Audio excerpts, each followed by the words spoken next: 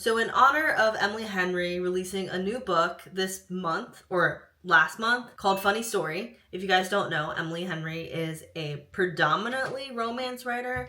We are going to be tier ranking her books. And by her books, I mean all of her books, starting from her debut novel, which I believe is The Love That Split the World. I think editing me will confirm that. Oh, also too, I'm wearing, of course, we just got to rep Emily Henry however we can. This is a reference to Beach Read. Yeah, to Beach Read. So, yeah, we're just in it.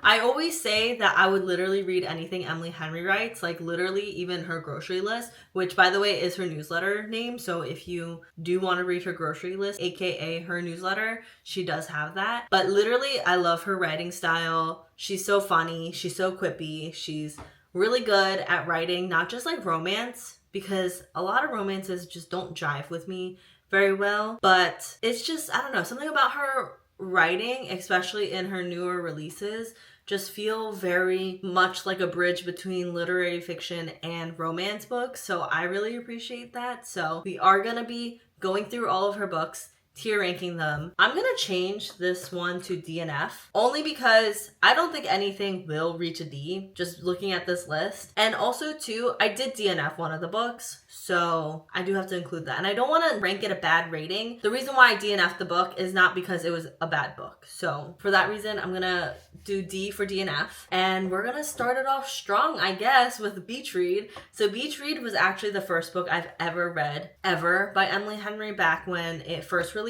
And I fell in love with it immediately. It was so good. It's not like a typical beach read. It's kind of like heavy, and it talks a lot about grief and dealing with those feelings. And I actually reread all the books that I've already read for me to do this because I wanted to give everything a fair chance and for me to have the similar base level of reading, because like some of them I read years ago and it really wouldn't be fair if I'm comparing some of the stuff I read now, stuff I didn't read, versus my thoughts on it before. Because, you know, sometimes, you know, especially after years, you don't quite really remember all the details. So I reread Beach Read.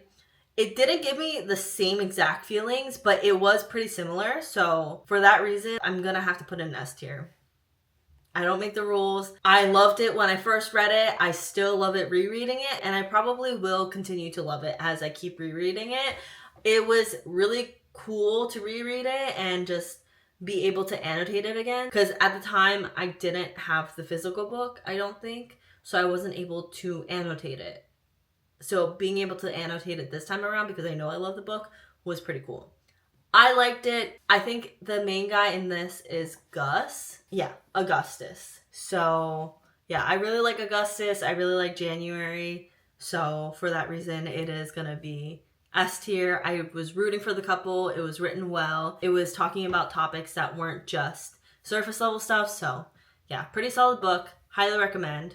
Love it so much. The next book is A Million Junes. And I genuinely thought I would like eat this book up. I thought I would be obsessed with it. To be fair, I had no idea what this book was about, but I've heard nothing but great things about it, and a lot of people that I follow on Goodreads have said that this is a great book. So I was going into it with high expectations, and for that reason, I think I shot myself in the foot with that, because it really set me up for an expectation that I really should not have had. I had no business having that sort of expectation reading this book, and for that reason, it did knock it down from what I think it would have been if I didn't have those expectations. But because I did have those expectations and it's really not changing, and I really can't change that fact, I am gonna put it in B. I have to say, a lot of her books that were before Beach Read are very sci-fi-ish and kind of deal with supernatural elements. It definitely touches a lot on grief, the grief of a parent and just the grief of different life moments. So it was interesting, but there were definitely times that kind of dragged on a little bit longer than I thought. And since I went into it not really knowing what the premise was and just the fact that it was good, I was kind of confused parts of the time. And then other times I was like, okay, you know? But it wasn't bad. I think overall it was a pretty solid book, a pretty good book. It's just due to my personal circumstances, it just got knocked down to a B. I think if I didn't have those expectations, it would probably be an A. I really like their dynamic. It wasn't enemies to lovers per se, but it was kind of like forced to be enemies based on circumstances, turning to be not so much like enemies sort of vibe, kind of like Romeo Juliet sort of type beat, but like not really at the same time, but also kind of really at the same time too. So that was cool. Interesting to see. It is what it is. I feel like if I were to reread it, maybe I would bump it up next time, like when I really forget about it, but I really wouldn't know because I would have to wait quite a bit for me to truly forget everything that happened in the book. So maybe we'll revisit this later on when Emily Henry releases like 10 more books. I don't know. We'll see. Next book is Book Lovers. So people are going to be mad. I feel like people either love book readers or hate book readers. And I feel like the people that love book readers are older siblings and that's why they love book readers. But I am a younger sibling. And for that reason, I'm going to put it right behind A Million Junes. I don't like the representation as a younger sibling in this book. It does not feel accurate to me or other people I know that are also younger siblings. I also feel like, I don't know, like maybe this is truly how older siblings feel and maybe this is why people love it if they are older siblings because they feel seen.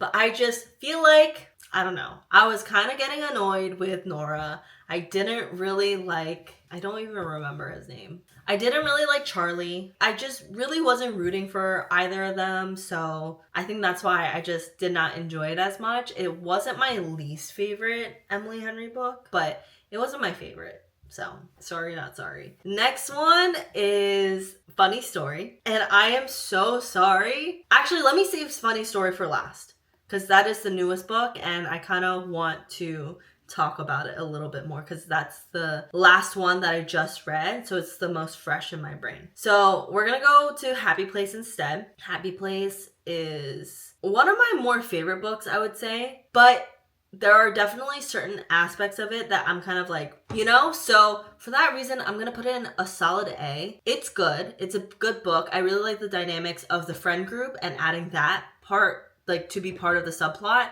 as well as the second chance romance that's in this book. Truly, they both need to go to therapy. They both need to work out a lot of issues and also their friend group need to communicate better. I mean, not saying that it's bad because I definitely know people that are very similar to the friend group as well as Harriet and Wynn. So it's definitely realistic. But some of the things that they were doing, I was like, guys, communicate with each other, talk to each other. It'll be okay. So that was a little bit annoying. Like, you know, when you have that friend and like you really want them to do well in life and you want nothing but the best for them, but they keep making these decisions for themselves and you're just like, I can't tell you what to do, but why are you acting this way? It's kind of like that. And that's how I felt for part of the book. And it was just a little frustrating. But nonetheless, I do like it because of how realistic it is. I really don't like romance books, let alone any books, or even like movies or TV shows where the characters are too character-y and they're like too perfect and they're too, I don't know, like they seem too fictional. I like when they seem like real people, and Happy Place, they definitely seem like they are real people. So I really appreciated that. And it was nice to see the flashbacks. I feel like sometimes it doesn't really work, but with this book in particular, it was nice to see the flashbacks and how it ties into the current events that are happening in their lives. So really appreciate that. The next one is People We Meet on Vacation, which also had flashback scenes. And I genuinely love this book. I liked it when it first came out, but I didn't like it as much as I did upon rereading it. So I recently reread this book. Like, to me, in my brain, I'm like, why did I not like it even more than this when I first read it? But I guess I just needed time to like absorb it. So I would rank this actually above, actually, I don't know. It would be pretty tied with Beach Read. No, I would, okay. I don't know. Okay, it's, for now, it's tied with Beach Read. I say that because it's a different dynamic. I feel like Beach Read is kind of like academic rivals to lovers, whereas People We Meet on Vacation is friends to lovers. And I feel like the way that Emily Henry did friends to lovers in People We Meet on Vacation was so good. Like, it was genuinely one of the best times I've ever seen the friends to lovers trope done really well. So I really liked it. Their banter was really good. There was a lot of angst despite them being friends. and I just really liked it. Truly, it was such a great time reading through it. Loved it. I also listened to it on audiobook, so it was nice reading it that way as well. And it was just, it's so good. Alex and Poppy, so good. Whenever that adaptation comes out, I'm super excited for it because it was so good. I don't know if he'll actually do it, but I could totally see Alex being Paul Mescal, only because Alex kind of reminds me of Connell and what's his face? I forget his name in the movie, but After Sun, that character that he played, is kind of similar. So if he just meshed those two characters together, I feel like that's when we would get Alex. Those two characters plus like a burst of like quippy, funny energy, and then that would be Alex. At least that's how I pictured it in my brain. I don't really know, but whenever they release it, I'll be there. I'll be the first one in that movie theater whenever that comes out. Super excited for it. And yeah, same with Beach Read. Whenever they adapt Beach Read and people we meet on vacation, if they're looking for people to be in it, I got you too. I could send my resume, send my demo reel. Just kidding. Or am I? If you want to hit me up, you can. Anyways, the next one is The Love That Split the World. Honestly, this was the first one that got me into this whole video idea in the first place. I was like, I'm gonna make a video after I read this book. I actually like this book a lot more than I thought I would. I would say it's maybe like above 1,000,000 Junes, but not quite at an A. Like it's almost an A. It's close to an A, but it's not there yet. A lot of the elements of this book is really cool. Again, it's like sci-fi, supernatural type of vibes. Some of the character development I just kind of didn't really mesh with, and a lot of it was kind of confusing, but I feel like it's like the same type of confusion that you get when you watch Interstellar, you know? And then by the time you get to the end, you're like, oh my God, that's exactly what it is. And you're just like mind blown. So getting there was like kind of a little bit rough. But once you got there, it was really good, and I really liked that, and it was really cool. I could definitely see this being like an A24 neon pictures type of movie, or even just like maybe like an Apple TV show movie, something like that, or Hulu. I think that would be cool to see if they ever adapted it. I don't know if they will, but it was a cool concept. I personally feel like Emily Henry executed it pretty well, but I don't really like that sort of level of supernatural all that much. So the fact that I gave it a high B like that, I think that says a lot. So yeah, really liked it. Next one is Hello Girls, and I hate to say it, but this is the C. I'm so sorry. Listen, to be fair, this was also written by Brittany Calavero. So it was duo authors that wrote it, Emily and Brittany. They both wrote it together. And to be fair, some of the writing style was not my cup of tea. And also, I just feel like the entire time I was reading this book, it's not that it was a bad book, but personally for me, I just felt like it would have been a better time being adapted into a feature or even like a TV series. There are certain things that just didn't work for me in the book, but if it had been on screen instead, I think it would have worked really well. It definitely gave me like A24 grungy, like indie sort of vibes. As a book, it just didn't really mesh well with me. Not that it was bad, it just wasn't my personal taste and cup of tea. It is what it is. You can't have it all, you know? So we have When the Sky Fell in Splendor. And this was the book that I DNF'd. So sorry. So sorry if you love this book. But it was a book about aliens. And personally for me, I just don't like movies like that. I'm sorry. Or not movies, books. I don't even like movies like that. To be fair, I don't really like movies like that, shows like that, about aliens and stuff. I don't know what it is. It's just not my cup of tea. So I think I got like 20% in, something like that. And I was like, no, I am not going to enjoy this. And I don't want to have any input in this based on my interest not being in that. So for that reason, I just DNF'd it, just cut to the chase right there and just saved my time and also gave it a fair shot and just left it at that. So it is what it is. If you like it, then you like it. Let me know if you did like it, but it just wasn't my cup of tea. I'm so sorry. And last but not least, we have Funny Story, which is the most recent release by Emily Henry. And I feel like I'm going to get some slack for this. I have to say it's Behind the Love That Split the World. I'm so sorry. It's a B for me. It's a solid B. I personally did not really like the characters as much as I liked the other characters in her other books. I don't know, something about it just wasn't for me. Daphne, there were definitely times where Daphne was doing things and I was like, Daphne, what? Why? What are you doing? And then there are also points where I was like, I don't think I like Miles as a character.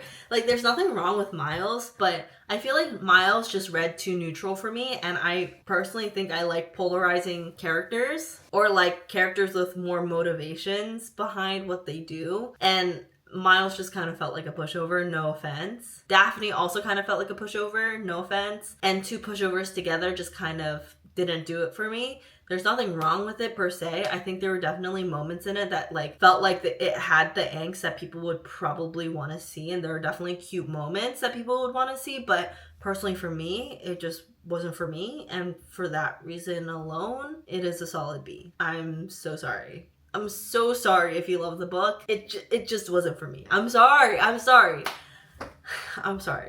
Anyways, that is it, guys. Those are all the Emily Henry books that I read. I think those are all her books, period. And those are my final rankings. I feel so bad because I'm sure there are a lot of people out there that love Book Lovers, Funny Story, A Million Junes, everything like that. But it is what it is. It is what it is. I don't know what else to say. But if you guys have read any of these books, let me know what some of your favorites are. What are your tier rankings for Emily Henry's books? I would love to hear it. All your thoughts and opinions, honestly. I love Emily Henry till this day. If she has no fans, I'm dead. So that is where I'm at with Emily Henry. Will still continue to buy her books. She's an instant buy author for me, so I still love her books. Excited for her books to be adapted. That's it, guys. Let me know your opinions. I want to know. Let me know what you guys think about some of her books. I would love to hear it. If you've read Funny Story, I would love to hear your opinion about that as well. And that is it, guys. I will see you guys next time. Bye.